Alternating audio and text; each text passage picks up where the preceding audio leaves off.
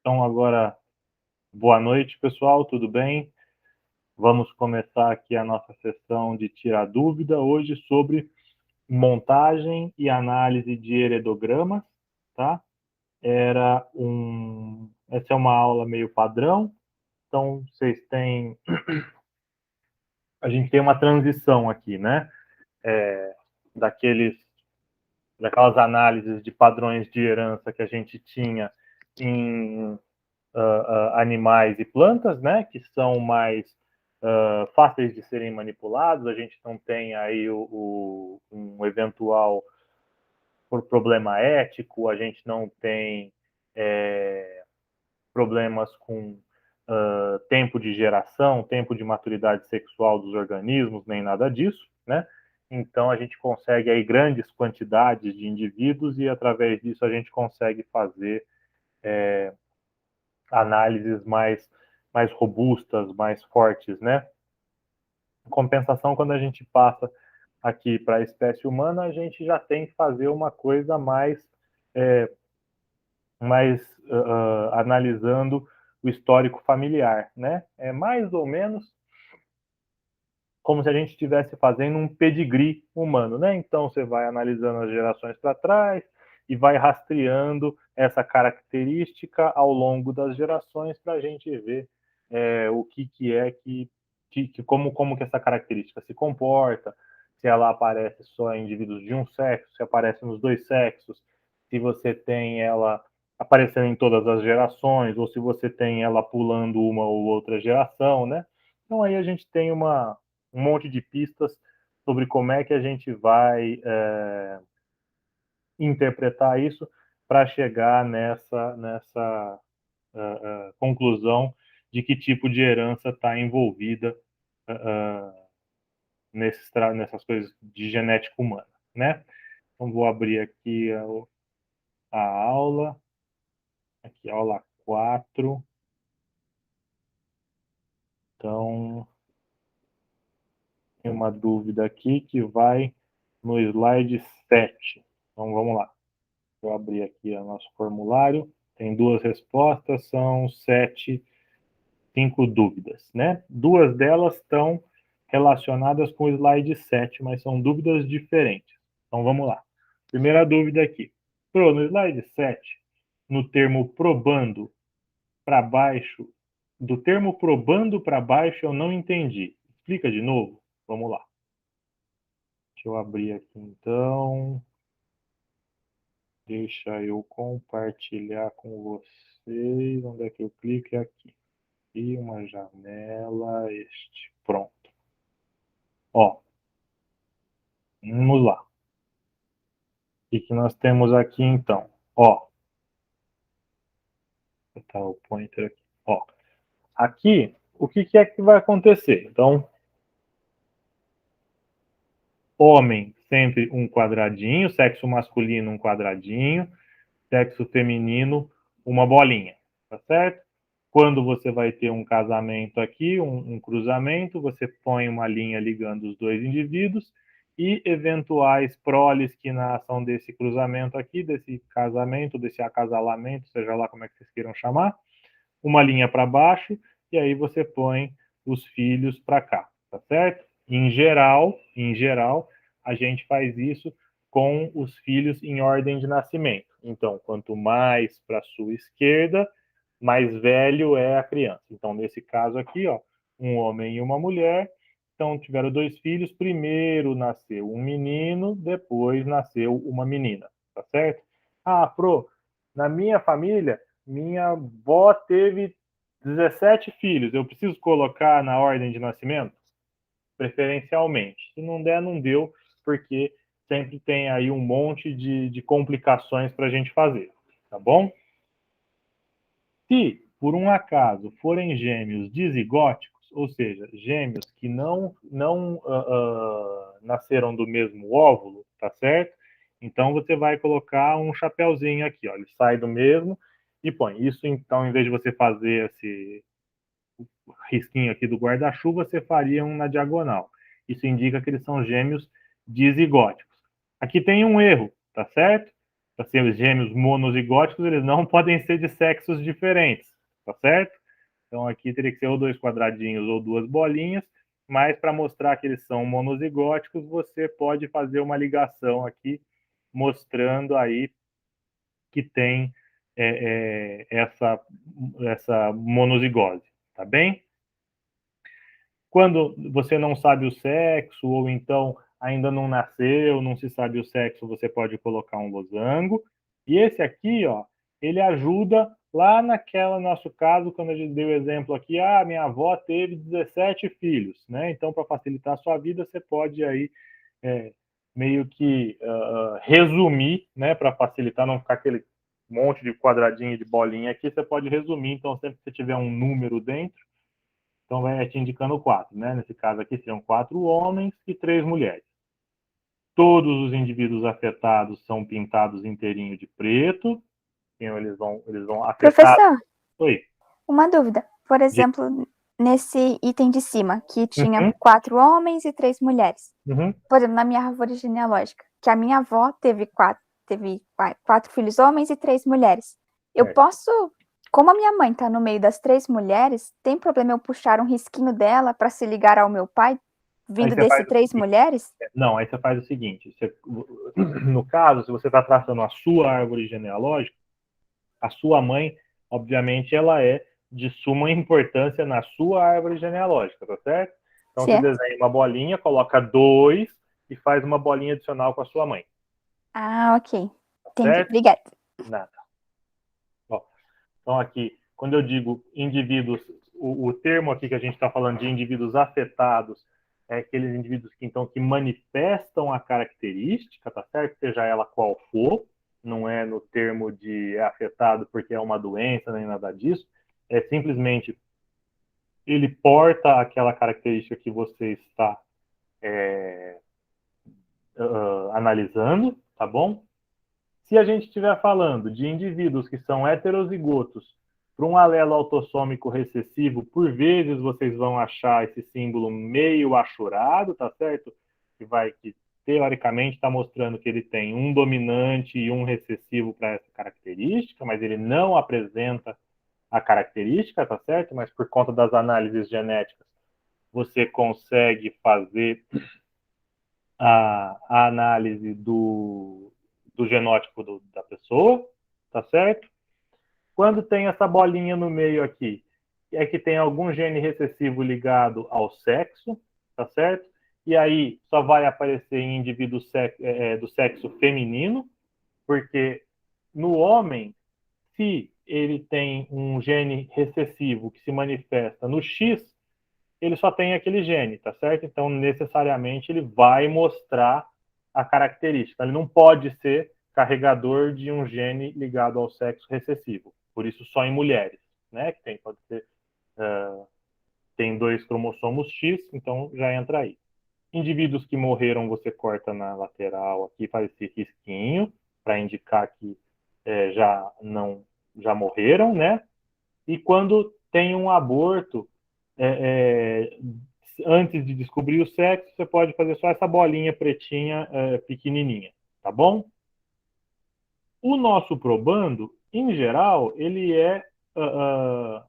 quando a gente está analisando uma característica, tá certo? Em geral, ele porta essa característica. Mas ele pode ou não ser pintado. Então, por exemplo, pode fazer assim: qual é a chance deste indivíduo aqui, né, no caso, qual é a chance desse indivíduo aqui portar tal gene, né? Mas você poderia fazer aqui, ó, qual é a chance deste camarada aqui, ó, número 3, portar tal gene, né? Então, não necessariamente ele tem que ser achurado, pode ser ou pode não ser, mas é a setinha, o importante aqui, que vai indicar para você quem é o probando. O probando, aqui a gente pode traduzir como indivíduo de interesse, tá bem? E aí, aqui vem a parte da pergunta. Olha como eu enrolei para chegar aqui na resposta da pergunta, tá? O que vai acontecer? Sempre que você vai fazer essas árvores genealógicas, então você tem que ter, por exemplo, para ter uma boa análise, pelo menos 3 gerações, tá certo? Então você vai fazer a numeração dessas gerações em cada geração de cima para baixo. em algarismos romanos. Então, primeira geração aqui, segunda geração aqui. Se você tiver mais filhos dessa geração aqui puxando para baixo, terceira geração, quarta geração e assim por diante. E a numeração dos indivíduos sempre da esquerda para a direita em algarismos arábicos, tá bom? Como é que você vai fazer a identificação dos caras? Eu posso falar assim para você, ó. O seu probando é o indivíduo 2 da geração 2. Então, o que você vai fazer? Você vai vir aqui, geração 1, geração 2, indivíduo 1, 2. É esse camarada aqui, tá certo? Mas eu posso te falar assim, o seu probando é o 3 da geração 2. Então, você vai vir 1, 2, 1, 2, é esse camarada aqui. Ah, é o 1, 1, é esse aqui, tá certo? Então, sempre de cima para baixo as gerações em romano, da esquerda para a direita os indivíduos daquela geração em arábico, e aí você faz a combinação geração, número do indivíduo, você acha o camarada que é o seu indivíduo de interesse nessa árvore genealógica, tá bom?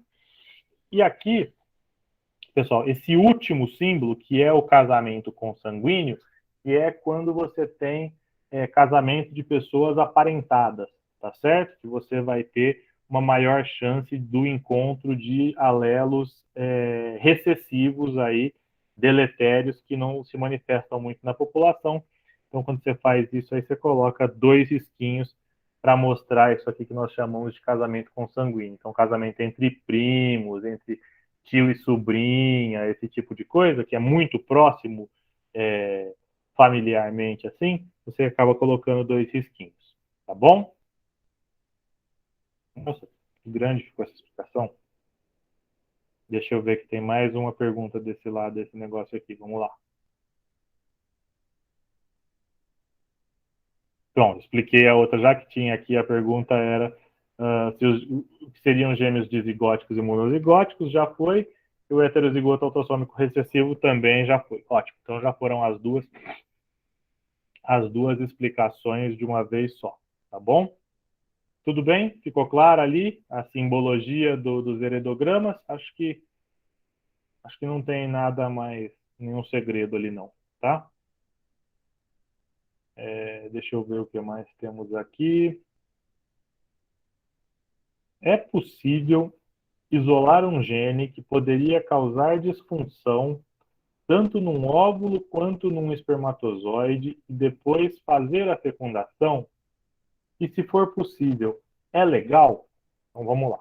Ó, hoje em dia, a gente já tem tecnologia suficiente para você, por exemplo, poder fazer identificação de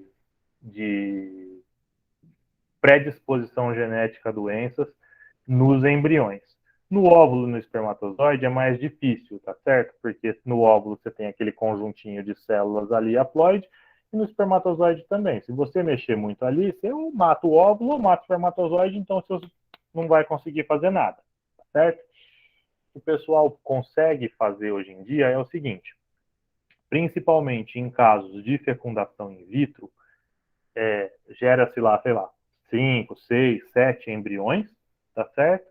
E aí, quando ele tiver na fase ali mais ou menos de 8 ou 16 células depois da divisão, né? Então tem lá o zigoto, uma célula só, divide para o estágio de 2 células, 4, 8, 16, tá certo?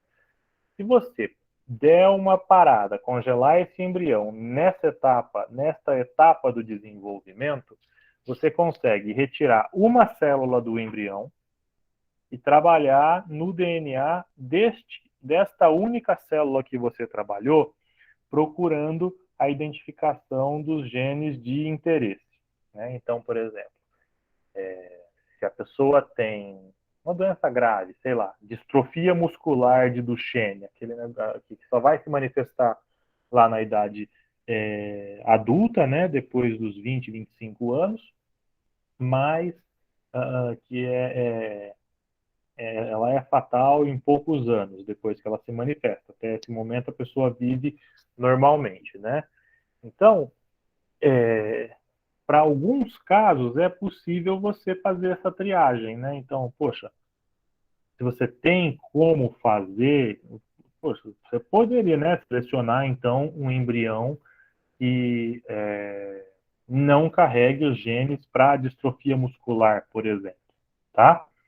Você pode identificar de maneira muito simples, por PCR, né? Não tem segredo, você faz uma PCR simples e um sequenciamento do gene, você acha lá se aquele gene tem, se aquela pessoa carrega ou não os genes para distrofia muscular. A questão da parte legal, essa parte de legislação voltada para essa parte mais biotecnológica, ela ainda é muito deficiente, né? Então, ninguém diz que você pode fazer, mas até onde eu sei também não está escrito que esse tipo de seleção de embriões, por exemplo, não pode ser feito. Eticamente, você entra num dilema, tá certo? Eu acho justo que você consiga, em caso de doença, né, selecionar embriões que não tenham os genes para a doença. Poxa, você está poupando, né, aquele indivíduo de um super sofrimento no futuro. Agora, se você vai entrar já no mérito de algumas outras características, sei lá, eu quero que meu filho tenha olho verde, eu quero que meu filho tenha, sei lá, qualquer outra característica. Meu filho não tenha, quero editar o gene da calvície, ainda mais hoje em dia que a gente tem esse monte de técnica de edição gênica, né? Aí eu acho que a gente já precisa pensar com um pouco mais de cuidado até onde a gente deve entrar nessa seara, né? Afinal de contas, fazer um filho não é sair no mercado e comprar, ou eu não gosto mais de Nescau, eu gosto mais de Toddy, né? Não é assim que funciona. A gente vive aí com as consequências. Né? Eu vivo falando com a minha esposa aqui. O dia que a minha esposa tem olho claro, minha filha tem olho escuro, que nem eu. O dia que ela descobrir que a culpa do olho escuro é minha, eu que me vire com as consequências aqui, explique para ela que eu que não tenho gênio. A mãe dela fez a parte dela, eu que não cumpri com a minha aqui para ela ter o tal do olho claro lá que ela queria. Mas aí, né, vamos fazer o quê? Mas assim, agora sério, sem brincadeira. Se você pegar no semestre que vem, eu acho que eu que vou dar biologia molecular para vocês. Ainda preciso conversar com o Luiz Paulo, mas acho que sou eu que vou dar. A gente vai conversar lá em biologia molecular sobre a técnica mais recente de edição gênica que tem agora, que é o CRISPR, né? O CRISPR, ele literalmente te permite transformar um alelo em outro. Então, assim, se eu tiver a sequência do gene para olho claro e a sequência do gene para olho escuro, e eu fizer uma edição gênica no embrião, eu consigo transformar todos os genes daquele embrião vou fazer uma conversão para outro gene, né? Então, para outro alelo. Então, o alelo de olho escuro vai virar um alelo para olho claro, né? Espera só um minutinho, Bárbara, já te explico. É um alelo de olho escuro, vai virar um alelo de olho claro. Então, eu literalmente edito as características do embrião e ele sai meio que à la carte. Olha, manda para mim uma pizza baiana sem pimenta e sem cebola. Manda para mim uma criança de... eu quero que ele tenha o lábio mais grosso, a orelha menorzinha e o nariz menos pontudo. Aí a gente já entra numa outra seara mais delicada, tá bom? Então, mas dá para fazer. O importante é isso. Dá para fazer. A gente já tem tecnologia para isso em humanos. É altamente condenável. Teve até um caso de um chinês aí que usou essa técnica de CRISPR para edição gênica em bebês humanos. Lá na China, hein, que tem pouquíssimo apreço pelos direitos humanos, até onde a gente sabe, o cara teve a licença cassada e nunca mais pôde fazer os negócios. Bárbara, ó, essa disciplina de biologia molecular é outra. Biologia do desenvolvimento é com o Luiz Paulo no 8º semestre. Quem está no 8º semestre deve estar fazendo agora essa disciplina com ele, certo? A disciplina de biologia molecular é assim, essa que a gente está fazendo agora, de princípios de genética aqui, vocês fizeram então Biocell no primeiro semestre com o Luiz, essa aqui de princípios de genética, E no próximo semestre vai ter uma de biomol, que é uma disciplina nova que a gente criou. Esse ano, quem deu essa disciplina foi a Elidamar. Quem estava no 7º semestre desse ano, fez ela com a Elidamar. O contrato da Elidamar acaba em dezembro, então a gente vai precisar ou eu ou o Luiz assumir, tá? Mas é aquela antiga ACH 4025, que é Organização e Expressão do Material Genético e Engenharia Genética, que era uma disciplina de 4 créditos, ela foi quebrada em 3 disciplinas de 2 créditos. Então é a continuação, tá? Mas não sei ainda se você e eu que vai dar, quem vai dar essa aula, tá? Eu tô tentando jogá-la pro Luiz, mas eu não sei. Depois eu conto para vocês como é que vai ficar. Verônica cobrou a gente essa semana, eu marquei uma reunião com o Luiz amanhã. Vamos lá. E tem uma pergunta aqui, vamos lá. Só me confirma se eu entendi certo. Mulheres também herdam o gene da calvície. Sim, você entendeu certo. Esse tipo de gene é o seguinte, ó, é aquilo que a gente está chamando de herança influenciada pelo sexo, tá certo? Então, no caso do gene da calvície, ou no caso da, tem outros, né, da crista da galinha, não sei o que vai acontecer? É assim, você tem o gene, mas a manifestação do gene depende de uma característica sexo específica, né? Então, ali nesse caso do gene da calvície, ele produz lá os fatores de quebra de DH, como é que chama? De hidrotestosterona, alguma coisa assim, eu não me lembro o nome exato, mas o que vai impulsionar a calvície, a ação desse gene, são os níveis de testosterona da pessoa, tá certo? Então, o que acontece? Mulher tem um nível de testosterona muito baixinho, que é aquele, lembra da aula de sexta-feira passada aqui no corpo humano, que é aquela testosterona que é produzida pelo córtex da suprarrenal. Então, você tem lá muito pouquinho de testosterona sendo produzido e a mulher. Então, por mais que a mulher tenha o gene que vai desencadear a calvície, isso só vai se manifestar se a mulher tiver altos níveis de testosterona, o que não tem, tá certo? Tanto que naquele exemplo que eu boto lá na aula, do Tami Miranda, é justamente isso. Enquanto não fazia a terapia hormonal para mudança de sexo, ela tinha aquele cabelão, né? Começava aqui, aquela cabeleira. Quando artificialmente tomou aquele monte de hormônio para fazer o processo de transição sexual, automaticamente desencadeou a resposta em relação ao gene que ela já tinha, só não se manifestava, porque tinha pouca testosterona. No momento em que passou a fazer a terapia hormonal, o gene se manifestou e a calvície se manifestou também, tá certo? Então, isso é só um exemplo, mas tem outros casos que funcionam assim, tá certo? Vamos lá. Tem uma dúvida aqui que é do que quadrado, que é da aula passada. Querem que eu volte? Eu explico de novo, eu pego a outra aula. Quer? Sim, não? Silêncio? Não? Sim? Não? Não? Sim? Sim, vamos lá. Vou pegar a aula passada, então. Espera aí.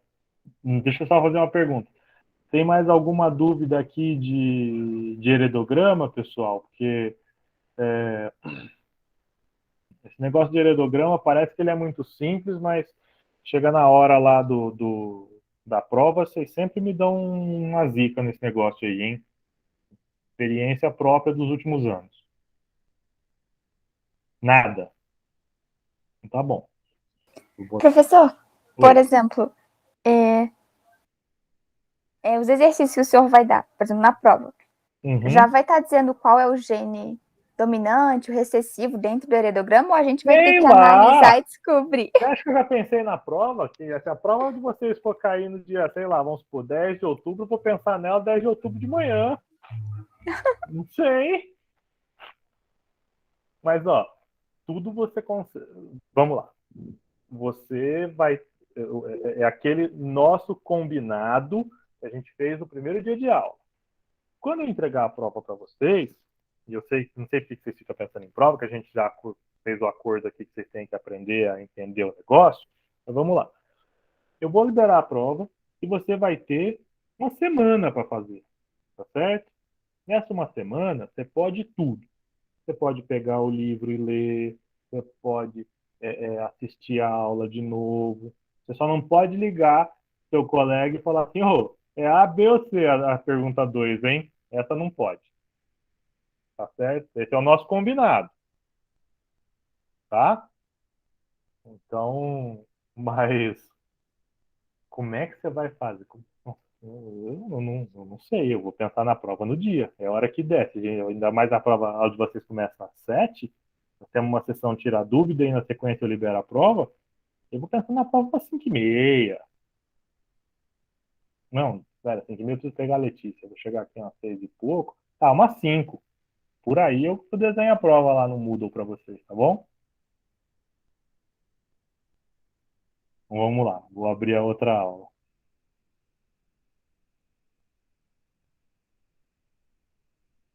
Aqui.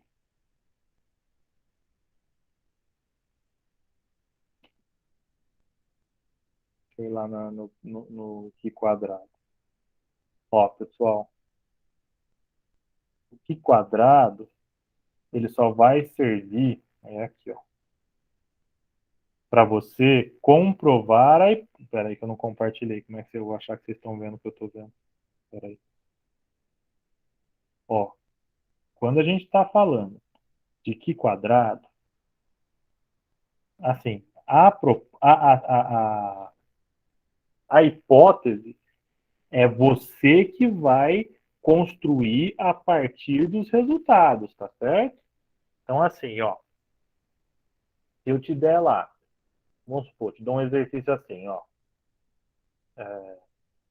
Eu tinha uma plantação de flores vermelhas, puras, e que sempre que eu cruzava os meus indivíduos vermelhos ali, 100% da minha prole era vermelha.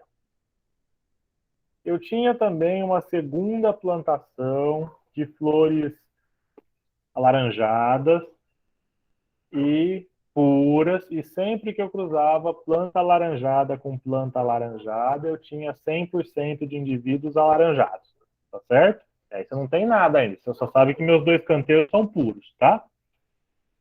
Um dia me deu a louca e eu resolvi fazer me dar uma de Mendel e fiz o cruzamento da plantinha vermelha com a plantinha alaranjada. E no meu F1, 100% da minha prole foi alaranjada. Tá bem? Então, o que você já tira daí? Ou pelo menos você esboça, e o gene para a cor alaranjada ele é dominante sobre o gene da cor vermelha. Tá? E que esse indivíduo do F1 ele é heterozigoto, porque eu tinha linhagens puras. Tá bom? Então ele tem aqui, sei lá, um gene para laranja, um gene para vermelha, mas quando eu misturei ele ficou laranja. Quando eu fiz o endocruzamento de F1, ou seja, peguei um cara do F1 e cruzei com outro do F1, eu tive ali uma população de, sei lá, 607 indivíduos alaranjados e 93 indivíduos vermelhos. Aí eu vou falar assim para você. Esta análise está, essa distribuição de fenótipos está de acordo com uma análise estatística? Qual é a sua hipótese para esses genes? Para como esses genes funcionam? Então, o que você vai me dizer? Olhando os cruzamentos que eu tinha, eu tenho a hipótese de que o gene para a cor alaranjada é dominante sobre o gene da cor vermelha, tá certo? Só que, Para saber isso, eu vou precisar fazer a conta para ver se os resultados ali no meu F2 eles estão corroborando essa análise. Então, o que você vai fazer? Vai pegar lá. Quanto é que eu falei? 107,93. 607,90. 193, né? É isso? É. Então, vamos lá. Aí você vai fazer o quê? Olha, o meu total é de 800, eu observei 607 aqui, 197 aqui. Se eu fosse ter uma conta do número esperado, quanto que é o seu esperado? 3 para 1, tá certo? Se é um total de 800, 3 quartos de 800 é 600, 1 quarto é 200. Então, o esperado seria 600 e 200. E aí você vai fazer essa tabelinha aqui, ó, para mim. Frequência observada, frequência esperada, quanto que é o desvio dela, eleva o valor do desvio ao quadrado, depois divide pela frequência esperada, soma tudo, você tem um Q quadrado. Tá bom? Pega esse Q quadrado aqui seu e vai olhar na tabela do Q quadrado crítico. No nosso caso, a gente tinha duas classes, laranja e vermelho. Graus de liberdade, número de classes, menos 1. Logo, 1 grau de liberdade aqui no 0,05. Então, o meu Q quadrado crítico, 3,841. Se você olhar no gráfico, tudo que estiver para baixo do 3,841 é a hipótese de não rejeição da sua, a região de não rejeição da sua hipótese. Qual que era a sua hipótese? Sua hipótese é que era um par de genes com dominância. Então, agora você tem que essas diferenças, o 607 ao invés de 600 e o 193 ao invés de 200, elas são diferenças ao acaso. Então, sim, a sua flor apresenta uma herança monogênica para a cor da flor. Tá certo? Professor, então a hipótese vai ser sempre no sentido de dizer qual é o gene que é dominante, qual é o recessivo? Ou eu posso te perguntar qual é o tipo de herança que a gente está olhando aí. Então, pensa assim, ó, vamos supor. Porque agora, ainda até esse momento, a gente ainda está falando só de coisas dominantes e recessivas, tá certo?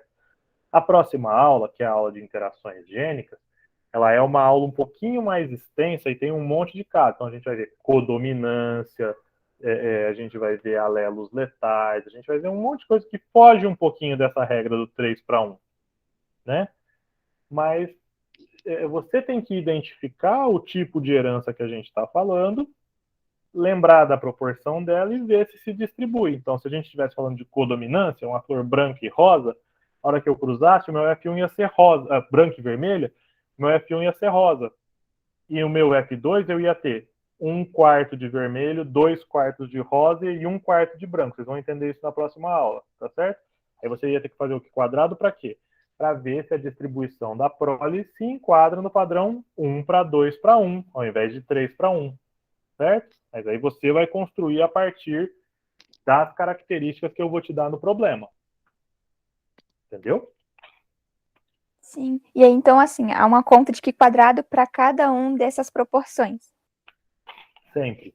Ah, ok. Quando a gente está comparando proporções, vocês já fizeram estatística com o Calisto? É o Calisto que faz estatística ainda? Não? É, ainda é ele. Vocês já fizeram? Já fiz, já. Vocês Eu ainda aprenderam não. o quadrado lá? Acho que Ensina, algumas pessoas já, outras não. tá. Ele ensina aqui quadrado, quem já fez? Não, não sei. Não, não que eu me lembre. Ah, bom, meu jeito de ensinar aqui quadrado é mais fácil, pode acreditar em mim. Então, mas basicamente, esse teste do quadrado aí, ele vai servir para a gente comparar proporções. Então, saiu meio a meio, é 3 para 1, 1 para 2 para 1. O tipo de herança você vai pegar a partir da minha descrição. E o teste do Q quadrado você vai fazer de acordo com aquele slidezinho que eu montei lá. Né? Tem toda uma fórmula matemática, mas aquela tabelinha, ó, um brinco para você fazer. 1 minutinho e está feito. Tá certo? Então, basicamente é isso. Deu para entender como é que faz aí o Q quadrado de novo? Rúbia? Sim, professor. Obrigada. Beleza. Bom, gente, é isso. Acabaram as dúvidas aqui do formulário.